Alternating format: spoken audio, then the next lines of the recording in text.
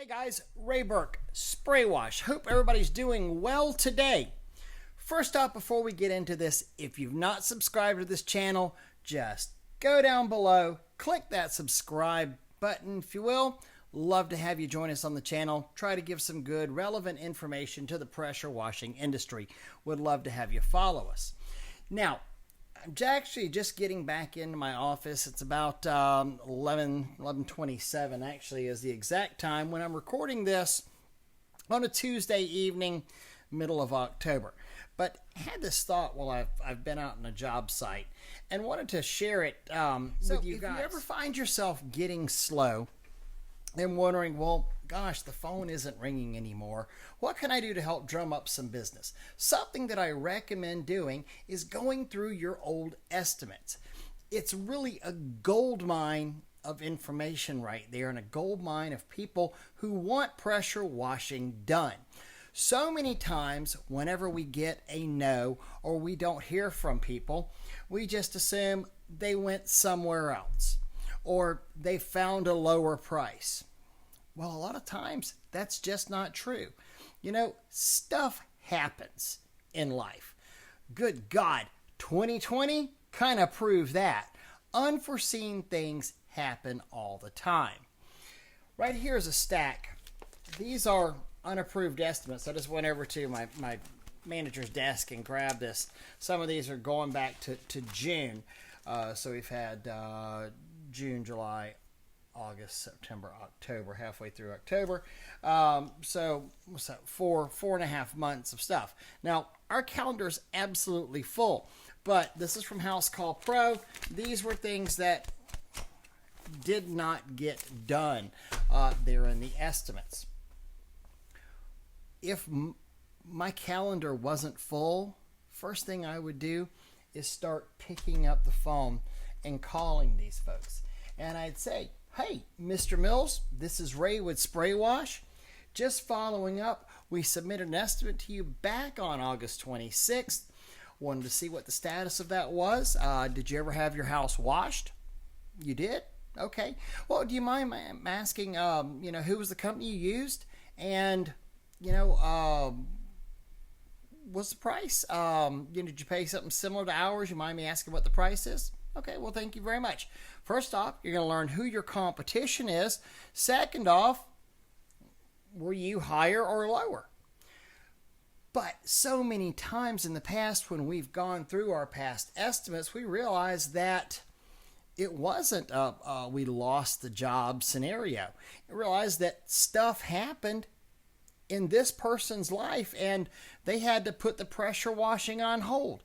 Maybe they had an additional expense come in.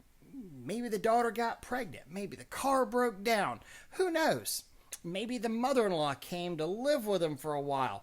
You never know what's happening in people's lives. But just because they don't book with you doesn't mean you had a horrible price or a horrible estimate.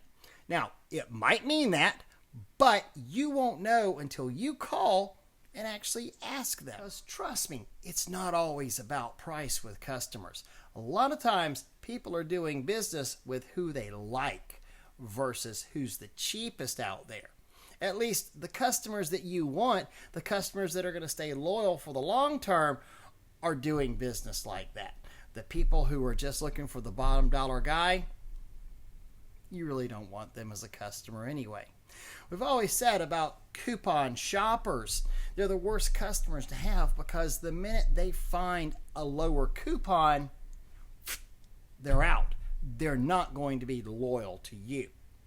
It's one of the fallacies of working with like a Living Social or a Groupon, and they'll call you and they say, yeah, but if you do this, you might work, cheap or almost at a loss, to start with, but then you've got this database of people and they'll come back to you in the future and you can really charge them whatever you want at that point. It just doesn't really work that way.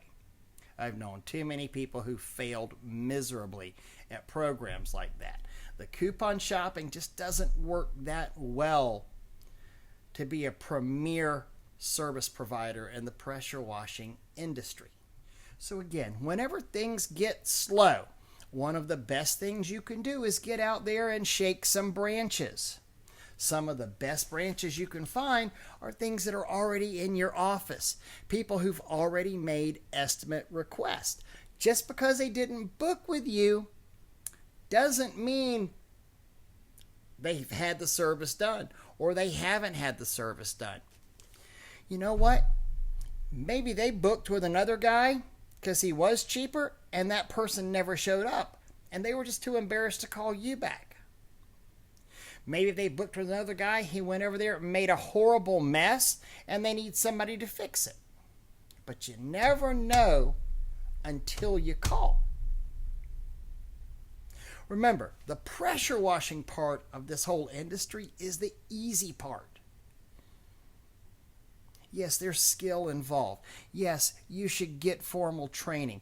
The bigger, the more technical projects that are out there, yeah, you need some skill involved in this. I'm not saying that anybody can do it, but I'm telling you, it's the sales is where the money is made, not squirting out of the end of that lance.